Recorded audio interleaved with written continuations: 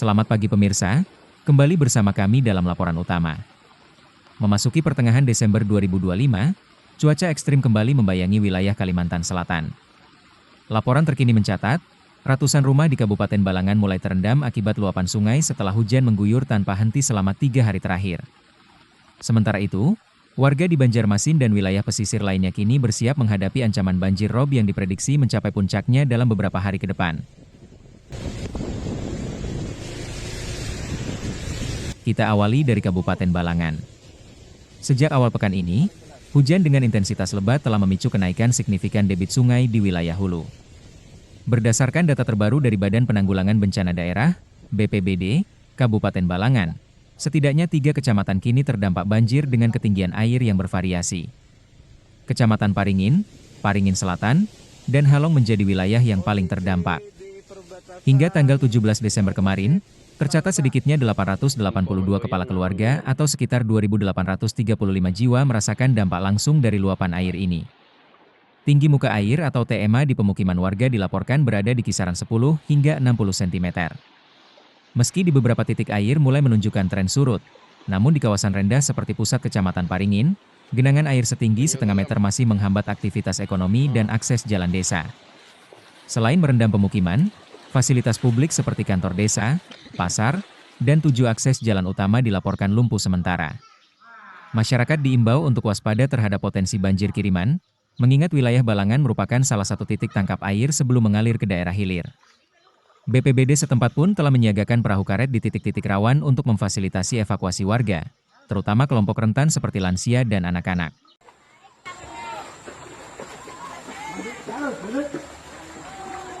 Beralih ke wilayah hilir, ancaman tidak datang dari daratan, melainkan dari lautan.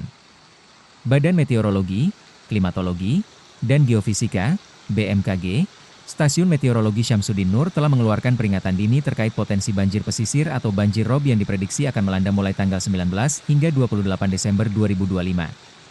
Fenomena ini dipicu oleh fase bulan baru yang terjadi pada 20 Desember mendatang, yang secara alamiah meningkatkan ketinggian pasang air laut maksimum. Di kota Banjarmasin, pasang air laut diprediksi bisa mencapai ketinggian 3 meter. Angka ini merupakan peringatan serius, karena posisi geografis Banjarmasin yang berada di bawah permukaan laut saat pasang. Situasi di Banjarmasin saat ini dikenal sebagai ancaman triple threat. Pertama, intensitas hujan lokal yang tinggi. Kedua, adanya air kiriman dari wilayah hulu atau pegunungan meratus melalui daerah aliran sungai, das, Martapura. Dan ketiga, hantaman air pasang laut yang menahan aliran sungai menuju muara. Pertemuan ketiga faktor ini mengingatkan kita pada memori kelam banjir besar awal tahun 2021 silam. Beberapa titik rawan rob di Banjarmasin seperti kawasan Kelayan, Belitung, dan sepanjang tepian sungai Martapura sudah mulai mengalami genangan pada jam-jam tertentu saat air pasang puncak terjadi. BPBD Kota Banjarmasin pun telah melakukan apel siaga untuk memastikan seluruh infrastruktur rumah pompa dan pintu air berfungsi optimal guna meminimalisir durasi genangan.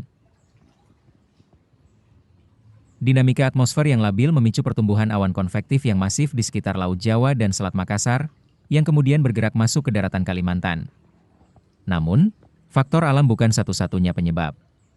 Para ahli lingkungan menyoroti berkurangnya daerah resapan air di kawasan hulu serta sedimentasi sungai yang semakin parah di kawasan hilir. Perubahan penggunaan lahan dan sistem drainase yang belum sepenuhnya mampu menampung debit air ekstrim mempercepat terjadinya genangan. Pemerintah Provinsi Kalimantan Selatan sendiri saat ini tengah mematangkan protokol peringatan dini banjir. Melalui kolaborasi antara BNPB, BPBD, dan instansi terkait, protokol ini diharapkan mencapai tingkat akurasi 90% dalam memberikan informasi cepat kepada masyarakat sebelum bencana tiba. Langkah preventif seperti normalisasi sungai dan pembersihan saluran air di tingkat kota terus digalakkan sebagai solusi jangka pendek. Hari ini tanggal 16 kondisi di Juwai. Di sisi lain, penanganan dampak banjir di lapangan terus berjalan. Di Kabupaten Balangan, bantuan logistik mulai disalurkan kepada warga yang bertahan di rumah maupun yang mengungsi. Bantuan berupa beras, air mineral, kebutuhan pokok, hingga makanan instan didistribusikan melalui posko-posko darurat. Tepat di depan kita arusnya lumayan deras. Di tingkat provinsi, pemerintah Kalimantan Selatan telah menaikkan status kesiapsiagaan dari darurat kebakaran hutan dan lahan, Karhutla, menjadi siaga darurat banjir, puting beliung, dan tanah longsor.